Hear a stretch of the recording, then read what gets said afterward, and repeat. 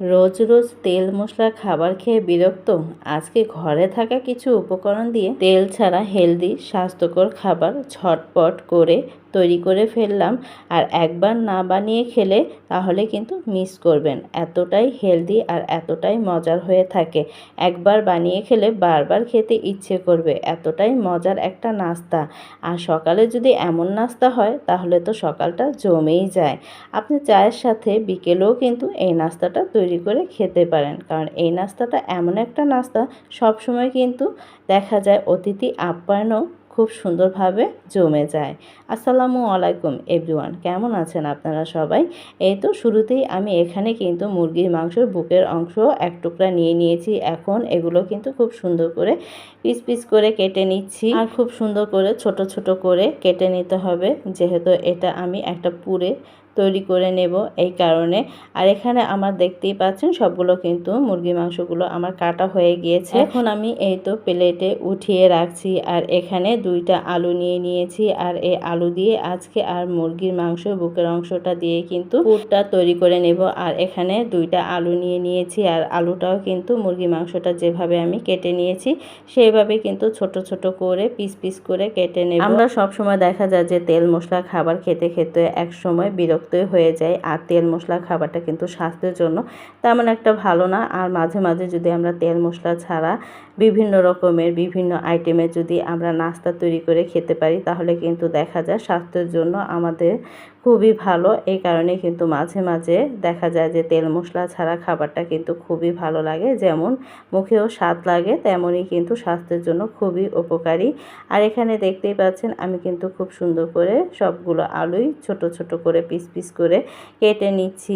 আর এরকম cube cube করে কাটতে হবে, কারণ কি দেখা যায় আমি যেই নাস্তা তৈরি করব সেই নাস্তার জন্য কিন্তু এরকম কিউব কিউব করেই আলুটা কেটে নিতে হবে। তা আলুটা এখানে কিন্তু কাটা হয়ে গিয়ে, যারা এ পর্যন্ত আমার সাথে আছেন আপনাদেরকে অসংখ্য ধন্যবাদ। একটা লাইক দিয়ে ভিডিওটা কন্টিনিউ করেন। আর যারা নতুন দেখছেন অবশ্যই আমার চ্যানেলটা সাবস্ক্রাইব করে আমার পাশে থাকবেন। যখনই নতুন কোনো ভিডিও ছাড়বো আপনাদের কাছে নোটিফিকেশন চলে যাবে, যখন মন চাইবে তখন কিন্তু ভিডিওটা দেখে নিতে পারবেন। এখানে আমার আলুগুলো কিন্তু খুব সুন্দর করে ছোট ছোট করে কেটে নিয়েছি, আর এখানে পেঁয়াজ নিয়ে নিয়েছি 2টা। এখন পেঁয়াজগুলো কিন্তু আমি খুব সুন্দর করে ছোট ছোট করে চিকন চিকন করে পাতলা করে কেটে নিচ্ছি। আর আপনারা যেভাবে ইচ্ছা ওইভাবেই কিন্তু পেঁয়াজটা কাটতে পারেন। আমি কিন্তু এখানে পেঁয়াজটা মোটা মোটা করে কেটে নিচ্ছি। আর খুবই অল্প সময়ে 10 মিনিটের ভেতরে কিন্তু এই নাস্তাটা তৈরি করতে পারবেন, এবং ঘরে যদি সব উপকরণ থাকে। আর দেখা যায় ঘরে থাকা উপকরণ দিয়েই কিন্তু আমরা এরকম মজার মজার নাস্তাগুলো তৈরি করতে পারি। বেশি তেমন কিছু লাগে না, খুবই অল্প সময়ে এবং ঝটপট নাস্তা যদি তৈরি করতে চান তাহলে অবশ্যই এই নাস্তাটা তৈরি করবেন, তাহলে দেখবেন খেতেও কিন্তু অনেকটাই মজা পাবেন। তা পেঁয়াজটাও কিন্তু খুব সুন্দর করে কাটা হয়ে গিয়েছে। আর এখানে যে যেমন ঝালের পরিমাণ খাবেন সেই পরিমাণে কিন্তু আপনার ঝালটা ব্যবহার করতে হবে। এখানে আমি 4-5টা কাঁচামরিচ নিয়ে নিয়েছি, আর এগুলো কিন্তু এখন আমি খুব সুন্দর করে চিকন চিকন করে কেটে নিচ্ছি। আর কাঁচামরিচগুলো কিন্তু অনেক ঝাল, এই কারণে কিন্তু 4-5টাই নিয়েছি। আর যদি ঝালের পরিমাণ কম থাকে তাহলে কিন্তু আরও বেশিও নিতে পারেন।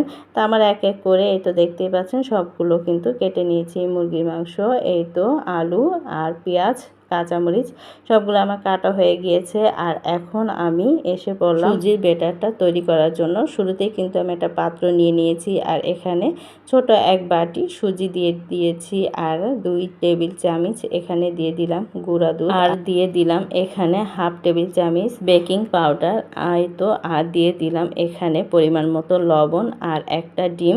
এখন এই ডিমটা দিয়ে এখন আমি চামচের সাহায্যে সবগুলো উপকরণ খুব সুন্দর করে এত মিশিয়ে নিচ্ছিলাম। আর এখানে আরও যা যা উপকরণ আছে সবগুলো কিন্তু খুব সুন্দর করে চামচের সাহায্যে একটু মিশিয়ে নিচ্ছি আলতো হাতে। আর এখানে আমি এখন পানি ব্যবহার করব, আর পানিটা কিন্তু অল্প অল্প করে পরিমাণ মতো দিতে হবে। অতিরিক্ত পানি দিলে দেখা যাবে যে অনেকটাই পাতলা হয়ে যাবে, এই কারণে অল্প অল্প পানি দিয়ে তারপর কিন্তু মিশ্রণটাকে মিশাতে হবে। এতে করে দেখা যাবে যে পারফেক্টভাবে একটা ডোতে পরিণত হবে। আর এখানে আমার কিন্তু খুব সুন্দর করে পানি দিয়ে মেশানো হয়ে গিয়েছে। এখন আমি এটা 10 মিনিটের জন্য রেস্টে রেখে দেব। আর 10 মিনিট পরে আপনাদের সাথে দেখা হবে। আর এখানে আমি যেই মুরগি মাংস আলুটা কেটে রেখেছি সেই পুরটা তৈরি করে নেব। আর এখানে চুলায় এসে পড়লাম, আর প্যানটা আমি আগে বসিয়ে দিয়েছি আর তেল দিয়ে দিলাম। এখন কাঁচা মরিচ আর পেঁয়াজটা দিয়ে খুব সুন্দর করে একটু ভাজা ভাজা করে নেব। এই স্বাস্থ্যকর নাস্তা কিন্তু বাচ্চারাও খুবই পছন্দ করে। দেখা যায় ছোট ছোট বাচ্চারা অনেক সময় অনেক কিছুই খেতে চায় না, বিশেষ করে সবজি জাতীয় কোনো আইটেম তেমনভাবে খেতে চায় না। আপনারা চাইলে কিন্তু পারেন যে এরকম মাংস পুরের ভিতরে বিভিন্ন রকমের সবজি দিয়ে বাচ্চাদেরকে খাওয়াতে, তাহলে কিন্তু দেখা যাবে বাচ্চারা খুব সুন্দর একটা পুষ্টি পাবে। পেঁয়াজটা আর কড়া ভাজা করব না, এই ভাজায় কিন্তু এখন মুরগি মাংস আর আলুটা দিয়ে দিব। আর খুব সুন্দর করে এখন একটু নেড়ে চেড়ে তারপর বিভিন্ন রকমের মশলা এখানে ব্যবহার করব, যেহেতু আলু আর চিকেনটা আমি হালকা একটু ভাজা ভাজা করে নিচ্ছি। এখানে দেখতেই পাচ্ছেন, আপনারা চাইলে কিন্তু এখানে আরও কিছু সবজি অ্যাড করতে পারেন। দেখা যায় যে ক্যাপসিকাম, গাজর এগুলো কিন্তু অ্যাড করতে পারেন। বিভিন্ন রকমের সবজি আছে, তা আমি যেহেতু বলেছি ঘরে থাকা উপকরণ দিয়েও কিন্তু সামান্য পরিমাণ অনেক ভালো ভালো আইটেম তৈরি করা যায়। এই কারণে কিন্তু আমার ঘরে আলুটা যেহেতু আমার কাছে বেস্ট মনে হয়েছে, আরও সবজি আছে তো ওইগুলো কিন্তু যাবে না। এই কারণেই কিন্তু আমি আলুটা দিয়ে আর চিকেনটা দিয়ে খুব সুন্দর করে এখানে আমি পুরটা তৈরি করে নিচ্ছি। এখানে আমি যা যা মশলা ব্যবহার করছি এখানে দিয়ে দিলাম আধা টেবিল চামচ গরম মশলার গুঁড়া, আধা টেবিল চামচ জিরার গুঁড়া, আধা টেবিল চামচ হলুদের গুঁড়া, আধা টেবিল চামচ মরিচের গুঁড়া, পরিমাণ মতো লবণ। এখন এটা দিয়ে কিন্তু খুব সুন্দর করে এখানে নেড়ে চেড়ে নিলাম, একটু কষিয়ে পানিটা দিয়ে দিয়েছি। আর এই তো দেখতেই পাচ্ছেন পানিটা কিন্তু প্রায় শুকিয়ে গিয়েছে এবং কি আমার আলুগুলো আর চিকেনগুলো কিন্তু সিদ্ধ হয়ে গিয়েছে। এখন আমি দিয়ে দেব এই জায়গায় ম্যাগি মশলা, আর ম্যাগি মশলাটা আপনারা চাইলে ব্যবহার করতে পারেন। আমার কাছে খুব সুন্দর একটা স্মেল আসে, তারপর আবার খেতেও ভালো লাগে, এই কারণে আমি ব্যবহার করলাম। এখন আরেকটু নাড়াচাড়া দিয়ে তারপর কিন্তু নামিয়ে ফেলবো, কারণ এই মুহূর্তে যেহেতু আমি মশলাগুলো ব্যবহার করেছি। আর আমার খুব সুন্দরভাবে কিন্তু এই তো এখানে পুরটা তৈরি হয়ে গিয়েছে। এখন বাটিতে আমি উঠিয়ে নিচ্ছি। দেখতেই পাচ্ছেন কালারটাও কিন্তু মাশাআল্লাহ খুবই সুন্দর এসেছে। অল্প জিনিস রান্না করলে কিন্তু অন্যরকম একটা স্বাদও পাওয়া যায়। আর এখানে কিন্তু এক বাটি আমার পুর হয়ে গিয়েছে, এই তো দেখতেই পাচ্ছেন মাশাআল্লাহ।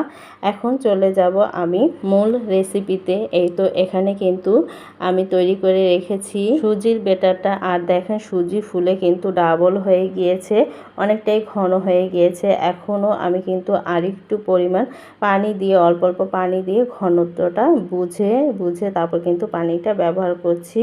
আর এখানে এই তো দেখতেই পাচ্ছেন আমার কিন্তু খুব সুন্দরভাবে সুজিটা কিন্তু সেট হয়ে গিয়েছে, তাই আমি এখানে আর একটু চামচের সাহায্যে একটু ভালো করে একটু জোরে জোরে করে নেড়ে চেড়ে নিচ্ছিলাম, যে আর একটু জানি ভালোভাবে সেট হয়।